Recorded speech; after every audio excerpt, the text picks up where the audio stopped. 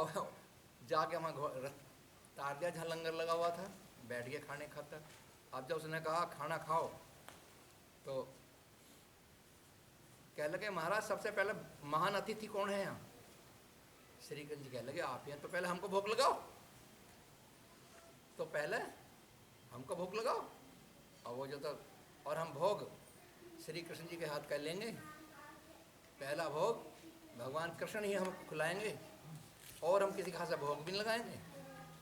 और भैया उन्होंने सोचे भैया घंटा बच जाओ किसी तरह से चलो अब कृष्ण जी को बुलाया, वो आया, रात तक साथ उन्होंने उठा करके और उनके मुंह में रख दिया और रखता साथ उसने बड़े प्रेम से खाया। जब पहला ग्रास रखा तो घंटा टन, जब दूसरा घंटा रखा उनके मुंह में ग्रास तो घंटा 2-3 बार घंटा बजा। क्या लगा यज्ञ पूरी हो गई, यज्ञ पूरी हो गई, यज्ञ पूरी हो गई। अब इतना प्रभाव सत्संकार साधु संतों का है, समझे नहीं? महापापी भी उतर जाते हैं यदि उनका उन पर किसी का मन दया पे आ गया, कृपा पे आ गया। लेकिन संतों की कृपा को कौन लेगा? जो खुद ही असंत है वो संत नहीं बन सकता। उसे बनने के लिए बहुत सत्संग अटेंड करने पड़ेंगे। वो वहाँ आ ही नहीं सकता, सत्संग में भी नहीं आ सकता। क्यों नहीं आ सकता? क्योंकि अभी उनके सिर पर काल की चक्की चली हुई है, वो उससे नहीं बचना नहीं चाहता। उसे ये पता नहीं काल की चक्की में भी यदि तू बीच में आकर खड़ा हो जाएगा, चलती चाकी देख कर गए कबीरा रोए 2 पाटन के बीच में जिंदा। लेकिन फिर सोचा हाँ चलती चक्की देख के गए कबीरा खिल, और राखण हारा राख ले जो जाए कील से। जो कील से मिल जाएगा तो बचेगा। तो राम के नाम का ही सहारा है। तो उन्होंने कहा,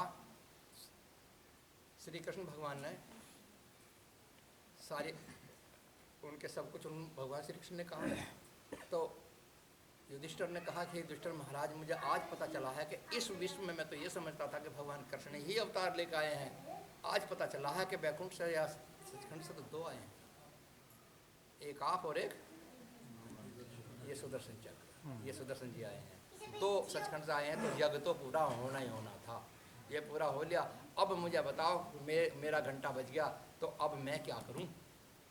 तो सुदर्शन ने कहा अब वे सारी की सारी रूहें जो प्रेत बन के यहाँ खड़ी हुई हैं, उनके वे सब उनके आवरण उतर चुके हैं। अब उन्हें यहाँ से भेजने की तैयारी जब होगी जब तुम पुष्कर में जाकर के उनका सबका जो सारे राजे महाराजे जहाँ के हैं उन सब के नाम से आहुति दिया, मतलब जल की श्रद्धांजलि से बोलते हैं, वो तुम अपने हाथ से दे दो। भीम 5 भाई जाओ और ये काम करके आओ। तो ये 5 जब वहाँ गए तो तब वो मुक्त होकर गए और उन्होंने एक आदमी दर्शन भी दी, जैसा बाबा भीष्म थे और गोस्वामी ने दर्शन दिए जो योगी ऋषि मुनि योगी थे।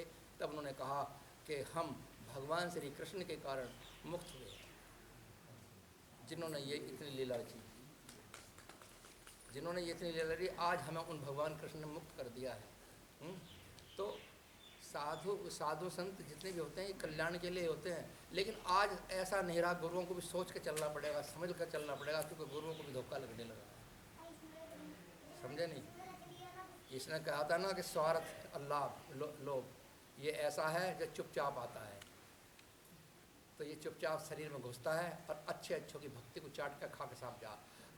इतना जोर कमाने में नहीं पड़ेगा भक्ति को जितना कि उसे थामने में पड़ेगा। जितने साधन कमाए से तुमने लगाए हैं उससे बहुत घने 100 गुना साधन तुम्हें चाहिए जब तुम भक्ति को रोक पाओगे। पा लेना चीज़ का कुछ मुश्किल नहीं, बस सिर्फ चलने की हिम्मत चाहिए। मिलती नहीं जमाने में मुराद, कामयाबी की कर जरूरत है तो मेहनत चाहिए। तो मेहनत से मिल जाएगा, और कामयाबी चाहो तो उसे रोकने की तो फिर मेहनत करनी पड़ेगी उससे ज़्यादा जितनी कमाई थी, जितनी कमाई में लगी थी। तब वो वहाँ से चले आए और वे 5 के 5 उनके सब मुक्त हो गए। सुदर्शन अपने घर को भेज दिया गया, यज्ञ संपन्न हो गई। तो ये यज्ञ संपन्न क्यों हुई? क्या अपने आप वे मुक्त हो सकते थे? नहीं हो सकते थे ना। जब वो अपने आप मुक्त नहीं हो सकते थे, प्रेत योनियों में रह जाते, तो कौन बीच में आया?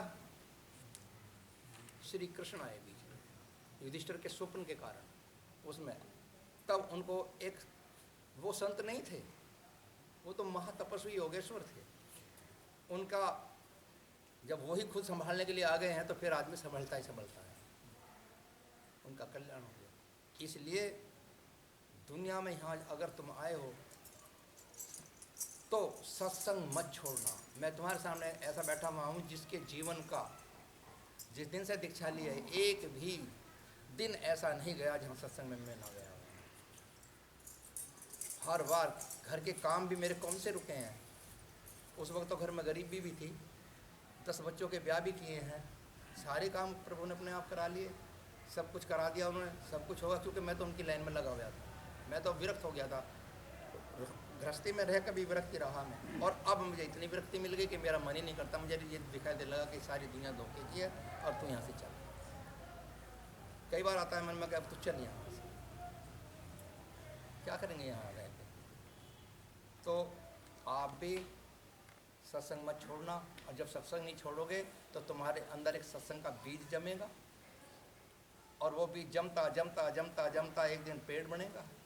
पेड़ बनते बनते उस पर फिर एक फूल आएगा, फल आएगा। और तुम जानते ही हो कि जब पेड़ बढ़ता है ना ऊपर को, लंबा छा जाता है, तो उसके नीचे जो खरपतवार होते हैं ना, वो झुलस जाते हैं, झुल जाते हैं। तो ऐसे ही तुम्हारे जो विकार आज तुम्हें दुखी कर रहे हैं, सत्संग के फल से वे सब झुलस जाएंगे, और तुम में वही फल लग जाएगा जो भवसागर से पार करेगा। जय सच्चिदानंद।